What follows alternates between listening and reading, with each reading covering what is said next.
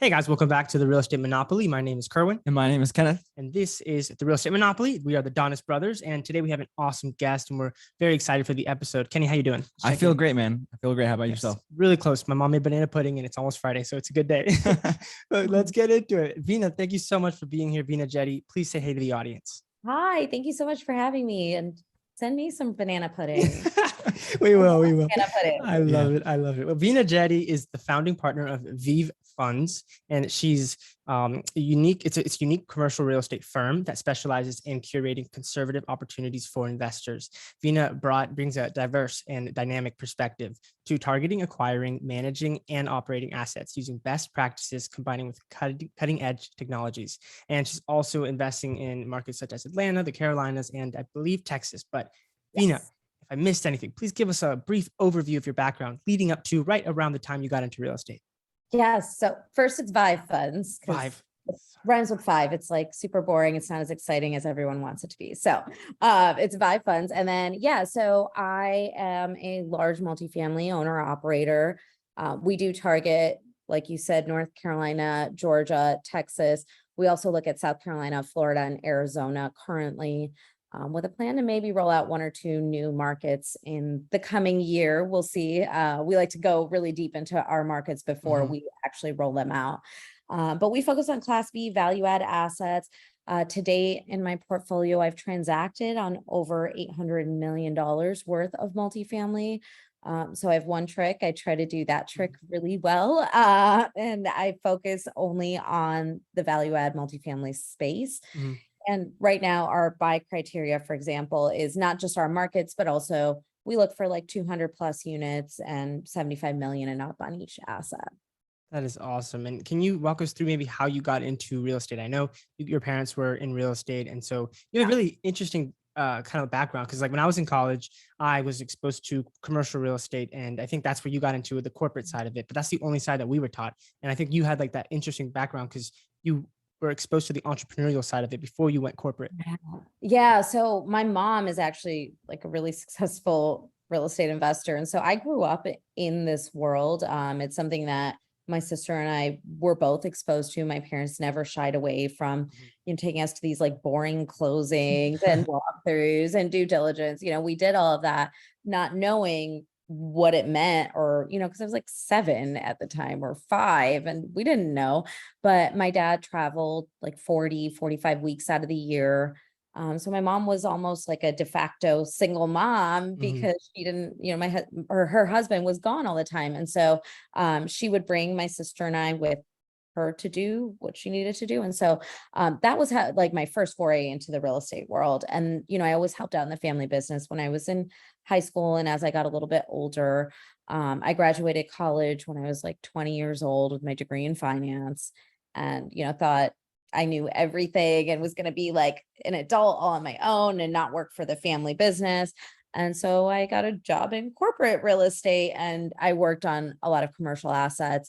Ultimately left in 2012 to start investing for myself. And that's really where I unintentionally started this business that has just grown massively over the years. And, it's been a great opportunity and I just love what I do. So I don't want to stop doing it anytime soon. So that's kind of where I am today. I love it. That's an awesome backstory, but I'm just curious to, ask you kind of, so a lot of people, when they kind of, I wouldn't say that you were necessarily forced growing up to, participate in real estate with your parents, but a lot of times I would say I was forced. Okay, so we can assume that you were forced, right? So a lot of people, when they're forced to do something that their parents, kind of are doing when they're growing up, they kind of despise that when they grow up, and they kind of never even want to, go into it or even do it again. What about real estate made you want to go back? Well, I think I didn't think I was going to do real estate. Really. I thought I was going to end up in like iBanking or something financial adjacent. But I was like born an entrepreneur. I'm not a worker bee. I'm not someone, I don't make a good employee. Like no one should ever really hire me. But I love having my own business and I am good at operating my own business. I'm good at taking on calculated risk. And I like it, right? I like working for myself. And, there's that saying, an entrepreneur will work 80 hours a week to avoid working Yes. 40 hours for somebody else. Like Yeah. that's me. I'm happy to work 80 or 100 hours for myself, not willing to work 40 hours for somebody else. So I think real estate is such a big field, right? Like if someone's like, oh, I'm in real estate. Like, what does that mean? Do you buy notes? Do you buy debt? Are you a contractor? Are you a realtor? Are you in private equity? Like, are you a developer? There's so many different ways to make money within just real estate. And so what I liked about it was not only was it very tax efficient, which is actually the reason that I left corporate America, was to realize more tax efficiency by being a full-time real estate professional. So that was one, it's tax efficient. Two, it cash flows. It's not correlated to the stock market in the sense that the stock market can be down and real estate can still be doing well. There's like a lot of, it's tangible. They're not making any more land. So, you can be invested in something that's tangible. And then, I also would say too, I like being able to have control over what we're doing. I like to have the strategic vision and input. So, I don't know how I ended up like going into real estate, because I really didn't think I was going to, but I love I it. love it. That's awesome. And so I believe, in the corporate world, you were in commercial real estate, and then your first properties that you began to acquire were actually smaller properties. Is that right? I see. I find it so interesting because you went from knowing what a large commercial property, I'm kind of learning the insides of it, and then you went small, but eventually, obviously, you ended up going big. So was that always the angle once you decided to go on your own? No, I actually thought that I was just going to kind of do what my parents did. So my parents were heavily invested into the residential side. And they were long-term holders. So I kind of thought that's what I would do too. Cause I know it, it's familiar, it's easy, relative to other things. Cause I had an easy inroad, right? Yeah. But I quickly realized that you really can't get to scale in single family. I couldn't buy 400 single family homes in one day at that time. It's funny because now we're looking at buying entire neighborhoods of single family homes. So we're kind of reverting a little bit backward, but at that time that just wasn't something that we had feasibility to do. And so really the way to get to scale was to move to larger scale commercial assets. And I really love the residential aspect of real estate because I think, people always need a place to live, no matter what the market's doing, what's happening, they always are going to need a place to live. And I really love that we're able to invest into and revitalize the communities that we buy. So it's not just, being a landlord, it's also being able to better the lives and the homes of so many people. That's important to us. Absolutely. And I know you're like a powerhouse capital raiser, but I've heard, I read, you shared a story about your first capital raise and how it was a little more of a challenge than you thought it would be. I'd love it if you could dive into that, because I think that would kind of show the growth and the transformation through the adversity, Yeah. So the first deal I ever raised capital for was easily the hardest that I've ever worked on. I had to raise $1.2 million, and it was a 6-week raise. And I cried myself to sleep every night thinking that we were not going to get the deal done. My husband thought I was a crazy person when I told him, I'm like, we have to sell your car. We have to liquidate our 401ks. I have to sell our house. And he's like, what are you talking about?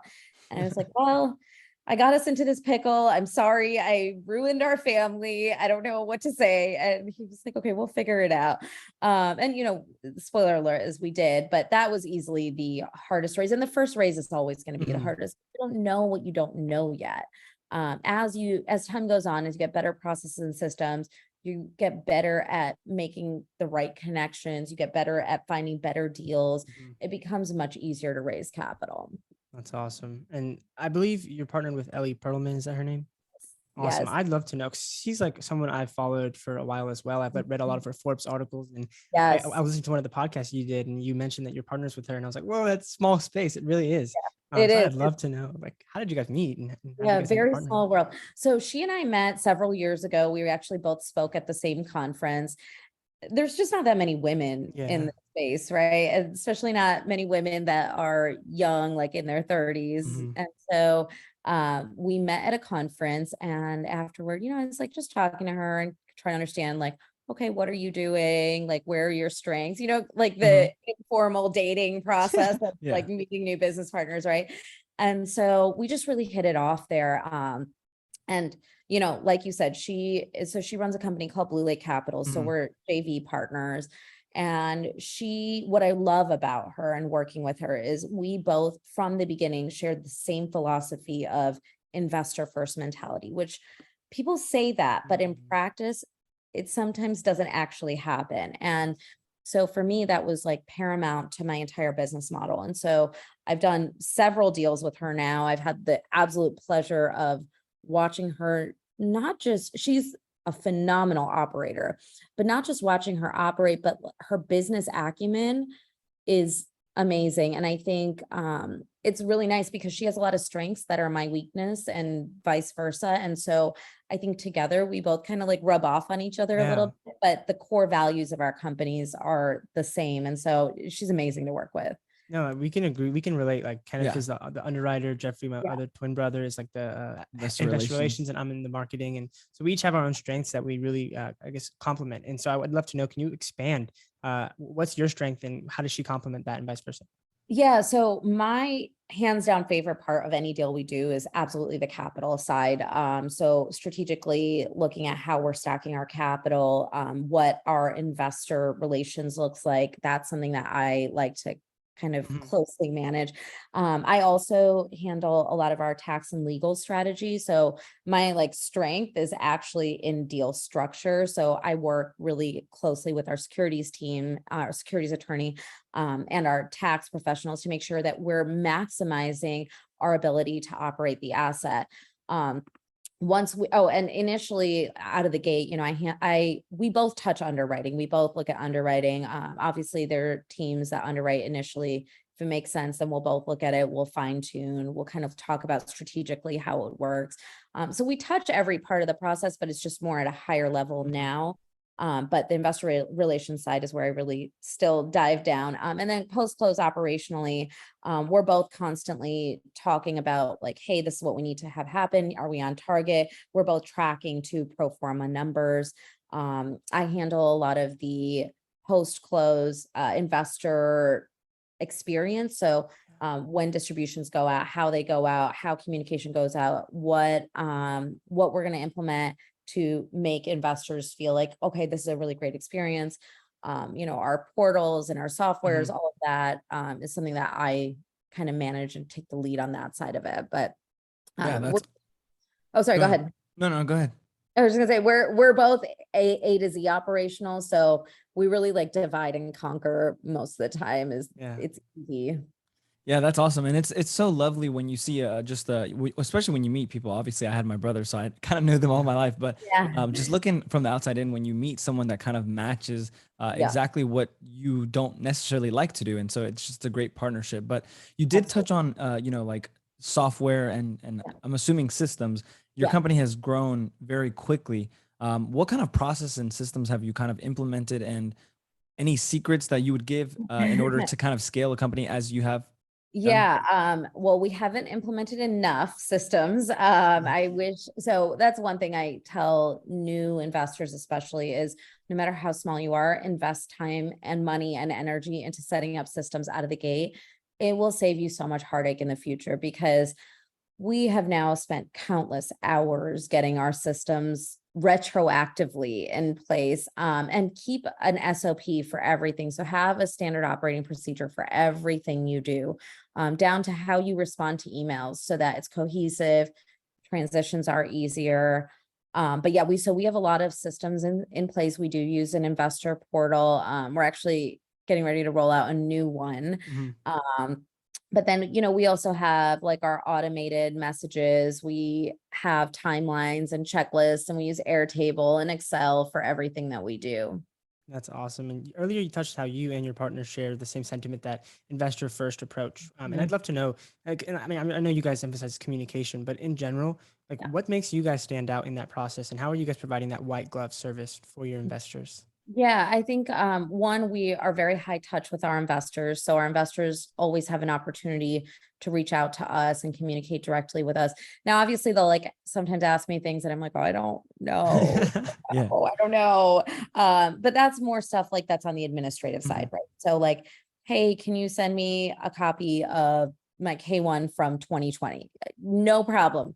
I have no idea how to do this, but I know the person who can, so like things like that. Or, hey, can you meet up on whatever date? I'm like, I don't know. I'm not allowed to schedule things on my calendar because then I don't show up because I overbook. And so I'm not allowed to anymore. So, like things like that, we still send to like our proper teams. But if it's something strategic or they have a concern or question or compliment, whatever it is, they can always reach us directly. So I too have a partner who is my sister as well. So Nice. yeah, so she handles a lot of our like marketing outreach side, but I think it's the quality of our projects is absolutely our differentiating factor. It's not any one thing other than we are very strict about our projects. Two, we co-invest with our investors significantly. So our general partners on any given deal, we have anywhere from 5 to 20% of the capital stack. So we're very much aligned with our investors. And we put it in writing that our investors, if they're not reaching their pro forma returns, then we as sponsors can waive, reduce, or defer any of our fees to make sure that they're being made whole. And I think that that's something that's a little different than what other sponsors do, but and our attorneys hate that we did that, but we were like, listen, the reality is whether you put it in writing or not, we're going to do this because it's the right thing to do. We want to take care of our investors, but there's no point for us to not put our money where our mouth is. Let's put it in black and white. And so our investors really like that. We really focus on retention in our investors. So we focus on reinvestment rates. Because I want to know that they are happy and that's why they're continuing to invest. About 80 to 90% of our investors are reinvested into our deals across 2 or more projects. And then word of mouth referrals, like that means more to me than someone writing me a check, because I don't know about you guys, but for me, like it's one thing for me to lose my money. It's another thing for me to lose someone else's money. And that's a responsibility that we take really, really seriously. We don't take that lightly. No, I love that. And that's very adamant and very clear. And like, I know you guys only do about 1 to 2 deals a year. And that's really awesome to that, because that's going to show, like, I'm sure, I don't even know how many deals you guys are looking at, but Kenneth's the underwriter, so he can probably build off of this. I definitely understand that you guys probably look at a ton of deals, and you can easily get shiny object syndrome and kind of think that, oh, this deal might work, but it's kind of slightly out of your investment criteria. And, just because there's not that many deals that actually fit. So it's about being very, very strict. So I did want to ask, how are you guys like balancing being conservative in your underwriting while also kind of being optimistic about it? Because at the end of the day, like you're still taking a risk and you have to make some kind of assumptions, and winning deals, because obviously, there's that too. Yeah. So the reality is we're not good at balancing it. That's why we're only doing 2 to 3 deals a year. And to be completely fair, if it doesn't fit our strict criteria and our standards, we just would do no deals in the year. And that's one thing that's really nice about JVing with Ellie, is both of us have a commitment to our standards and our excellence. And because we invest so heavily alongside our investors, we can't afford to just go into any deal that may or may not be a good deal, because we put garbage numbers into underwriting and got garbage numbers out, right? Like anybody can make any deal look great. Whether or not you can execute is really the question.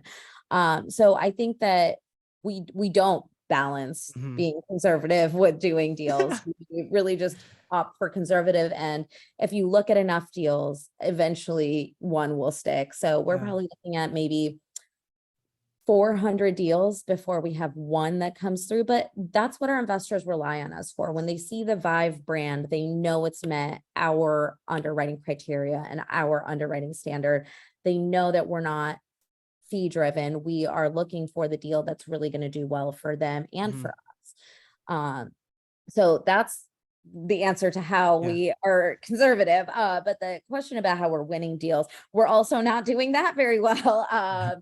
Mainly because we're just not willing to go above what our underwriting is saying we can tolerate. If the price is 80 million, the price is 80 million. It's not 81 million. It's not 80.5. It's 80 million. And, I've walked away. Oh, this is like many years ago, but we had a deal. I'm trying to remember if it was either 15 million or 13 million. I can't remember which, but I think it was 15 million. And so we were at 15 million and there was another group competing. We were like top two, and the broker came back and said, hey, the other buyer is willing to pay 15,025,000 and take the deal down. But the seller really likes you guys and doesn't have confidence in this other group to close, but they think you can deliver on it. So, if you come up to 15,025,000, the deal is yours. And I was like, well, it sounds like a surety of close is going to cost your seller 25 grand because we're at 15 million. And we actually were not awarded the deal. They did go with the other buyer. The other buyer did not close the deal. So they came back to us and I was like, my price actually changed now. I don't think we're going to pay 15 million anymore. But, it's just being willing to walk away from a deal, especially it's hard once you put in so much time and energy and effort and due diligence and you spent dollars on it. It's hard to walk away from a deal, but we out of the gate look at it as the cost of doing business. Absolutely. I love that. And I did want to have you expand on it because I in the past, I've heard you kind of explain how you guys aren't necessarily the most competitive on pricing. Like obviously sometimes you might be like millions off. And if you want to touch on that, that'd be funny and awesome to just get some context. But you're being competitive when it comes to terms or it's more attractive on that side of things. Yeah. And a surety of close, like you mentioned, a surety of close, that's a huge thing because I've had a lot of, as a group, we're part of the thing, multifamily group. We've had a lot of deals come back to us because the first buyer couldn't perform or they were just not an easy buyer to work with. So we'd definitely love for you to expand on that. Yeah. So oftentimes we're not the highest bid because, bid doesn't really matter unless you can perform on it. Right. And so many times we're not the highest bid. We might be the second or the third highest bid, but where we do compete really well is on terms. So on deals of our size, we're typically competing against institutional funds. And a lot of times they have different timelines and mandates that they have to follow. They have more red tape. We are very agile. So we can make decisions very quick as deals come through. So that's one thing. Second thing is we can close fast. So the last couple of deals we've had, actually the last two Atlanta deals we closed those in less than 42 days. And we told them we were already capitalized out of the gate. And that really gave the seller confidence. And we put up hard money day one. We put our money where our mouth is because we've done so much due diligence by the time we're at a best and final round that we already have like a 95% surety that we're closing this deal. Yeah, that's a really good point too. Just because, the deals that you're doing, like you mentioned, they're institutional deals. And I've spoken with many brokers and they I wouldn't say that they don't that they hate institutional buyers or larger companies, but it's definitely harder for them to work with them because, one person is going to see the deal and then four other people have to approve the deal. When, in your situation, they can just speak with you. You're the decision maker. You're the one that calls the shots and things like that. So it definitely, it's in that case, it just becomes an easier person or company to work with. So that's a good point. Yeah. And I think too, we're young, so they know that they're going to get a chance to have many bites of the apple because we're going to trade, we're going to keep buying, we're aggressive in the sense of we're always looking for new deals. We're not okay, we're going to lay back and hang out. They know that we're hungry. So I think that makes a huge difference when we're buying assets. Yeah, absolutely. When it comes to institutional capital, I believe you guys are mainly focusing on retail investors on your capital raises. Is there a reason you're choosing not to use institutional funds? Because I'm sure it would be an option for you at this point, right? Yeah, we've had discussions with institutional groups. The challenge that really is in front of us today is we haven't really needed to yet. We are able to capitalize on the retail channels. So I don't want to say that we never will, because there will come a time we get to enough scale that there's not enough retail capital. But to date, that hasn't been an issue. Now, would we look at partnering with institutional funds? Absolutely. You know, they are sophisticated, they're smart, they have processes and systems. It's different than syndicating a deal though, or raising retail capital, because the private equity we raise, our fee structures are different. And so on the institutional side, you have to be able to adjust to those, and you have to be willing to make those different moves. And then they have different regulations that they need to meet. So, you know, their balance sheet has to look a certain way, and they may have to rebalance or relever an asset based on the value of it. So there's a lot of different pieces there, but yeah, I mean, it's something we definitely would do in the future. We just haven't needed to yet. Oh, I love that. That's a flex. So Yeah. I love it. I love it. And that's a good problem to have though. Absolutely. I wouldn't say it's a problem at all, honestly. Yeah. Well, I want to place capital though. I want to Yeah. want to spend money, but I just don't have anything to spend it on. I love it. I love it. And so an issue that I've heard you kind of describe that you sometimes have is going with retail investors, especially because you're so conservative. A lot of times other people will be like, yeah, we have great returns, and not touch on any of the risks. And you're offering more like realistic returns and things that are more. So can you expand on that issue of investor education and how you're approaching it and tackling it? Yeah, so I raise my capital in between deals. Once I have a deal, it's too late for me to try to create the relationship, explain the strategy. And there's just too much going on. So when we don't have a deal, that's when we really raise our capital, by creating those relationships and doing our investor education. One of the challenges we come across often, right, is when we might be projecting, let's say, a 14% IRR on a project. I'll sometimes have an investor or potential investor say, yeah, but you know, there's this like new construction deal in Mobile, Alabama, that is a 23% IRR. That's a better return. And so I always have to remind investors, a pro forma does not mean a guaranteed return, and it's risk adjusted, right? So new development has higher risk. So you should be projecting a higher IRR than what we have in our assets and our deals. Our deals are vanilla, they're boring.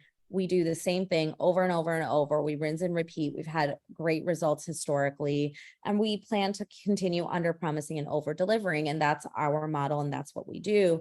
And so, yeah, I think that you definitely will always have those competitive risks.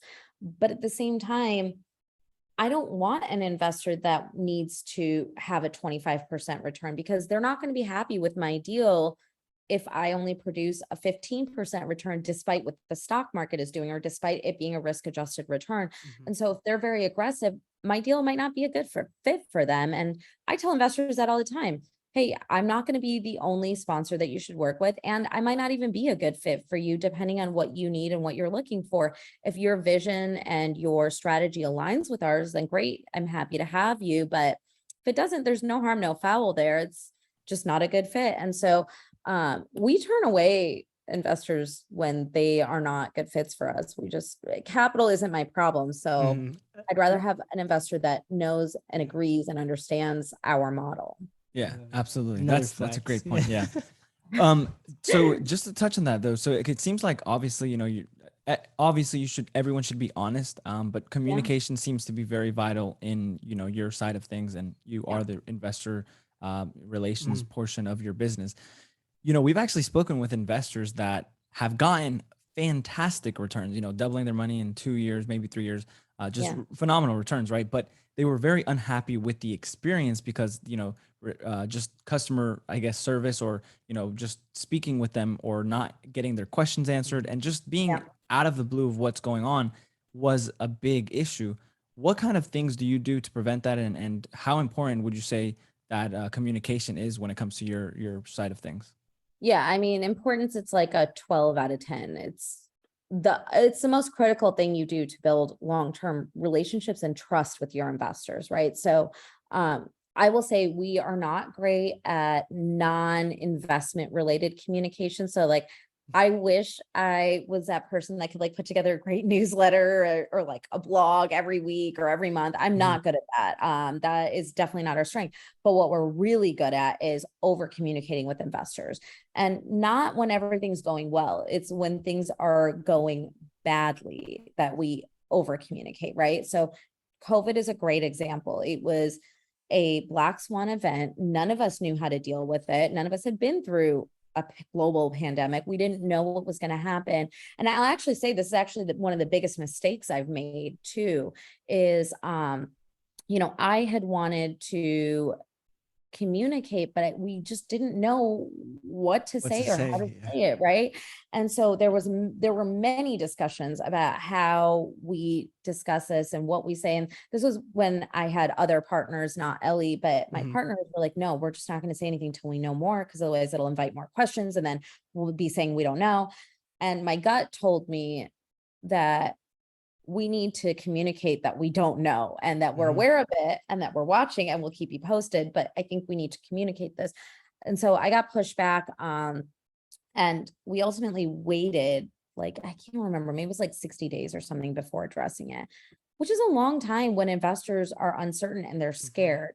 And I wish I had followed kind of what my gut instinct is, because now I do this routinely at Vive.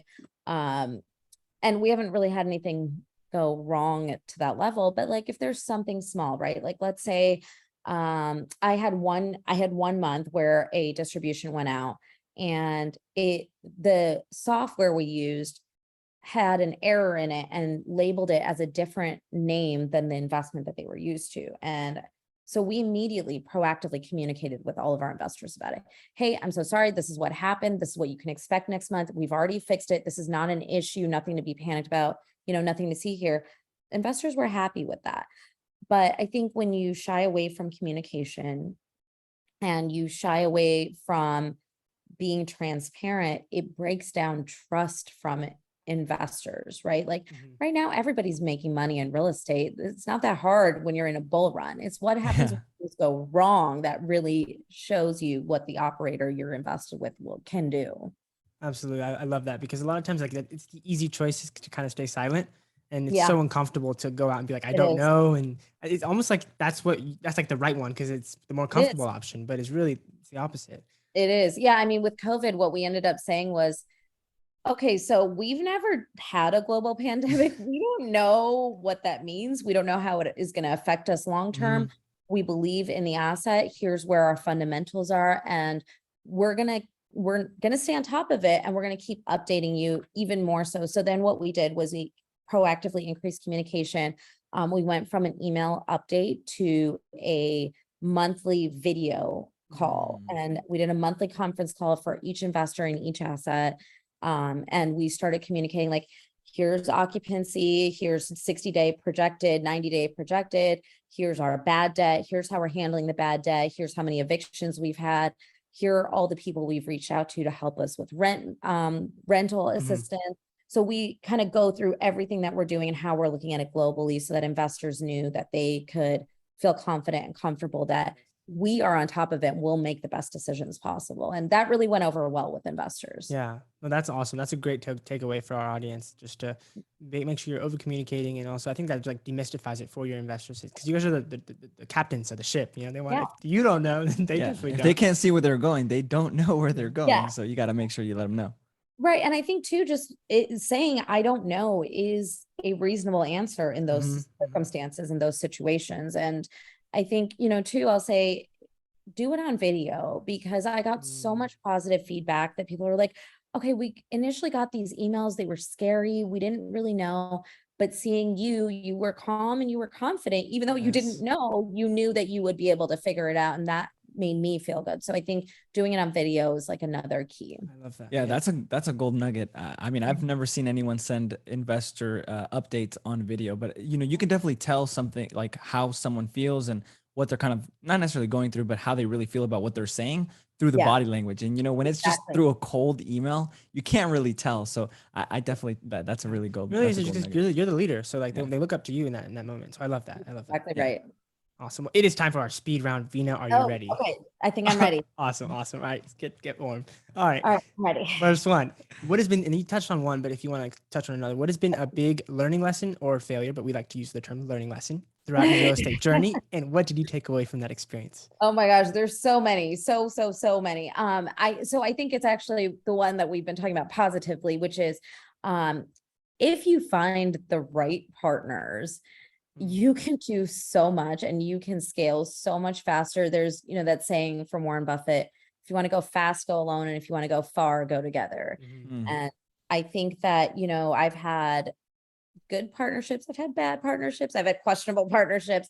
And I think when you really find your groove of having a really solid partner, for me, it's my sister and Ellie. We really have been able to do so much more than I ever thought possible together. That is awesome. And is there one thing that you're doing today that you weren't doing when you first started in real estate, but that's making a big impact in your business? Oh, yeah. I mean, actually taking the time to put systems and processes together. So now anytime there's a change or a new process, we document everything, and we always look for ways to automate with new technologies. We implement them as soon as possible to kind of reduce manual error. Awesome. If you could pick one book, whether it's business or a personal book that's changed or been a game changer in your life, whether business or personal, what would it be? Oh gosh, there's a lot, because I tend to reread the books that I really like. So I really like Malcolm Gladwell books. I recently reread for like the 5th time Outliers, or Blink is another really good book of his. Kind of talks about like gut instinct and why we make decisions the way we make them. So I think that is those two are good books. I don't know. I recommend only those though. There's ones.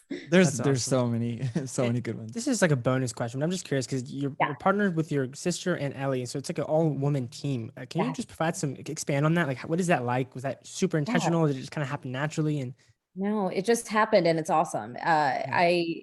I rarely get to work with women in this space. Even now, other than Ellie's team, we just don't really get that opportunity very often. And it's awesome too, because our capital markets is Jones Lang and LaSalle, Melissa Quinn.